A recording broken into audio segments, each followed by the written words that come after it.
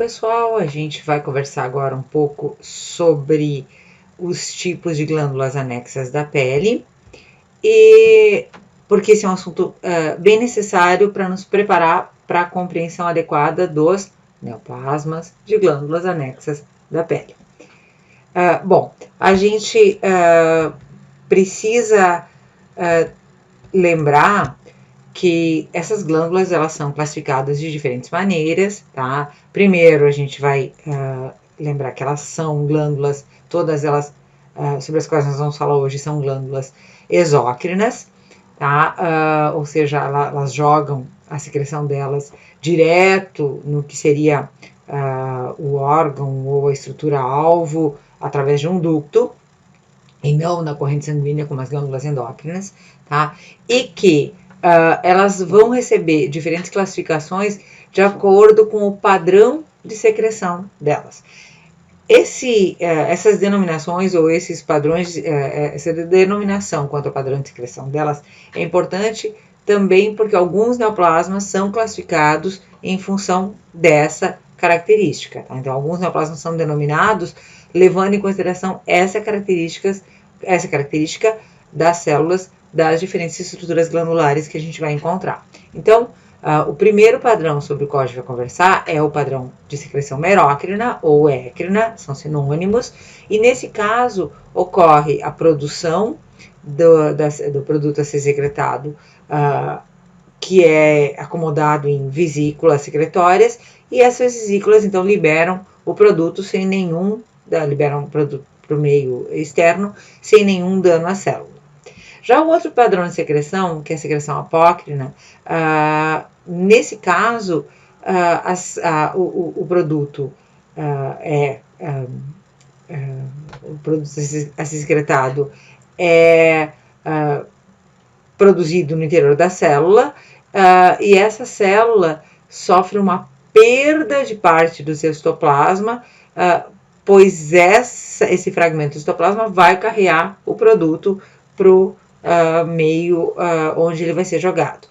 A gente chama essa secreção de secreção por decapitação. Tá? Então a célula perde realmente uma parte dela, essa porção depois regenera, constituindo então outro fragmento de secreção. E existe ainda um padrão mais radical, que é o padrão de secreção holócrino, no qual uma célula imatura sofre diferenciação, amadurece, produzindo o que vai ser secretado, e essa célula ela morre secretando, a secreção ela vai fazer parte do produto a ser secretado. Então, depois, essa célula ela é substituída por uma outra célula, dita célula de reserva, que vai amadurecendo e vai também sofrer todo o processo de diferenciação até constituir a célula secretora.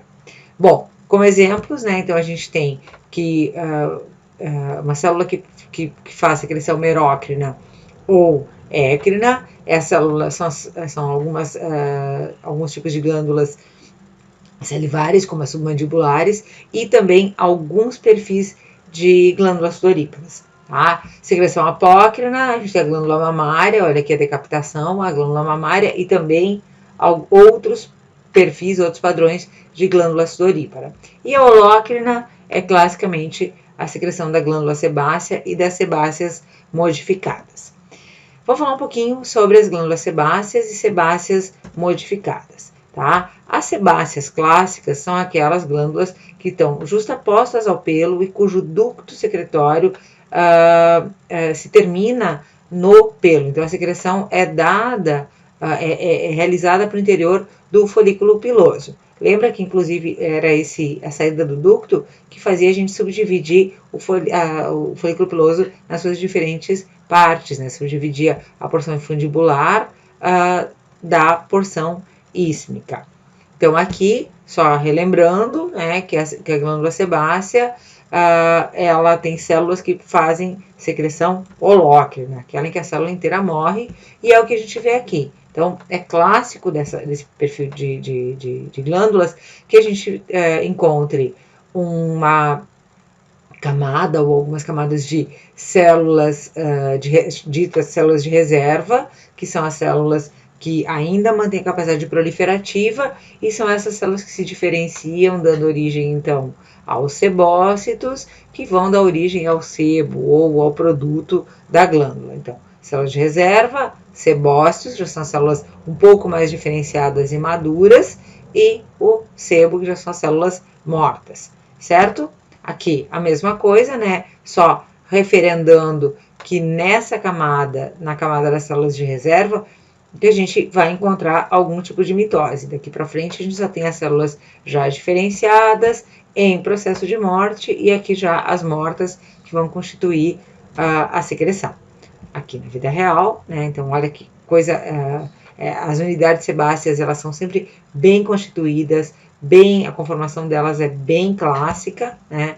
Com a camada de células de reserva, os sebócitos, e aqui nessa área já os restos celulares e o sebo propriamente dito. Aqui já outra unidade sebácea bem desenhada. E aqui mostrando então várias unidades sebáceas e a relação delas com, na verdade, algumas unidades de folículo piloso aqui. Então sempre mostrando, né, então, o ducto secretório aqui um pouco longo, e as unidades sebáceas bem desenhadas, com a sua camada de células de reserva e os seus sebócitos.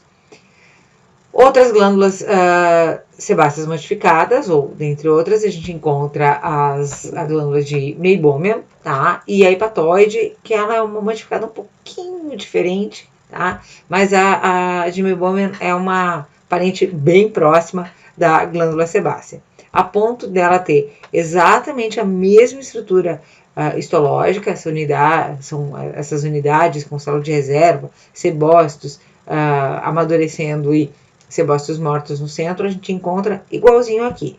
A diferença é que ela não drena para o interior de um pelo. Ela tem um ducto, né? Então o orifício da glândula de Meibomian, e a glândula de Meibomian fica na porção tarsal da pálpebra, tá? Então ela fica na porção, na face conjuntival da pálpebra. Então lembra que eu já comentei com vocês que a gente sempre tem que saber se um neoplasma, se a lesão, ela é da face externa da pálpebra, porque aqui eu encontro glândulas sebáceas, ou da face interna da pálpebra, porque é aqui, na face conjuntival, que eu vou encontrar a glândula de Meibomian.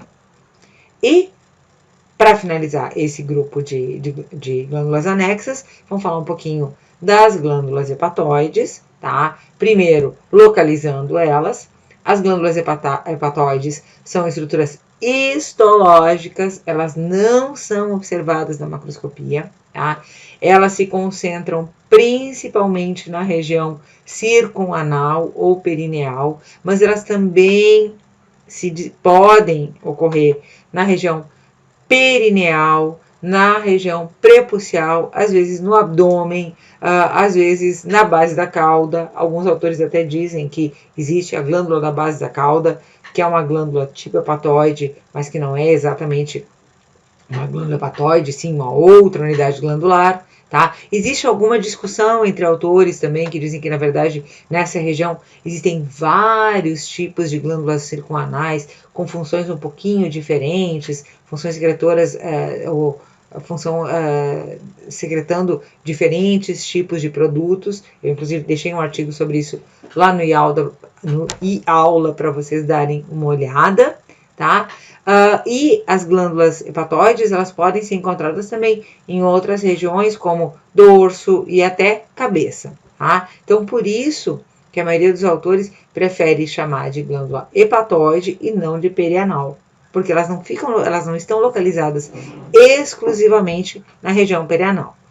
E elas estão justapostas ou estão próximas, né, à glândula do saco anal, sobre a qual a gente vai falar um pouco mais tarde.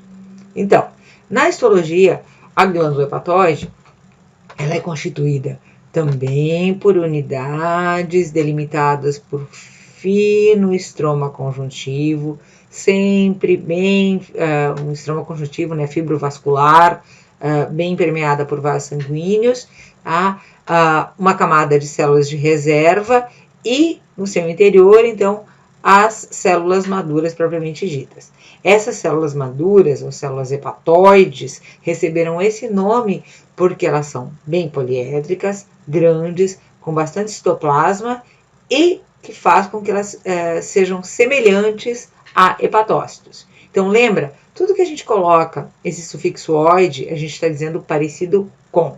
Então os primeiros morfologistas, quando observaram essas células, acharam elas parecidas com hepatócitos e por isso deram o nome de células hepatoides. E essa característica delas deu origem também ao nome da glândula em si, que é a glândula hepatoide. Bom, vamos conversar um pouquinho sobre as glândulas sudoríparas. A gente encontra dois padrões secretórios de glândulas sudoríparas. As glândulas sudoríparas, que têm o seu ducto de secreção direto para a face epidérmica, direto para a epiderme, e as glândulas sudoríparas, cujo ducto secretório deságua, literalmente, né, desemboca num folículo piloso, à semelhança da glândula sebácea. Olha aqui a sebácea e aqui está o ducto da sudorípara. Essas glândulas que desembocam direto na epiderme são glândulas écrinas, tá? E a gente encontra nos animais, a gente encontra uma maior concentração delas nas almofadinhas palmares e plantares. A gente encontra uma densa quantidade delas. Enquanto que as glândulas sudoríparas, cujo ducto desemboca no folículo piloso, são glândulas apócrinas, tá? De secreção apócrina. Lembrando, então, que a apócrina é aquela que sofre decapitação, né? O produto secretado se dá pela perda da porção apical da célula. Então, são essas que são de secreção apócrina, as que desembocam, que o ducto desemboca junto ao folículo piloso, enquanto que de secreção écrina ou merócrina, aquelas que desembocam direto na superfície cutânea. E essas, então, têm a liberação dos seus produtos através de vesículas secretórias, sem perda de nenhum componente da célula. Aqui, essa é uma foto de humano, mas a gente vê junto glândulas de secreção apócrina e glândulas de secreção écrina, todas sudoríparas. Tá? Aqui a semelhança do que a gente viu antes, então, glândulas de secreção écrina, elas são muito interessantes porque elas têm um tecido conjuntivo, elas são sustentadas por um tecido conjuntivo bem frouxo, tá? Então elas têm um arranjo, fazem unidades, essa área enovelada dela faz unidades estruturadas por esse tecido conjuntivo bem frouxo, tá? E enquanto que as apócrinas, nas apócrinas a gente consegue ver a secreção, aquela por decapitação, né? E elas se arranjam então nessa monocamada de células, que são células cuboidais, acolunares, mas bem típicas, e a gente consegue reconhecer nelas a secreção apócrina. Além disso, em ambos os tipos de glândula sudorípara, a gente encontra o ducto de secreção. Tá? Esse ducto é constituído por outro tipo de epitélio, um epitélio em dupla camada.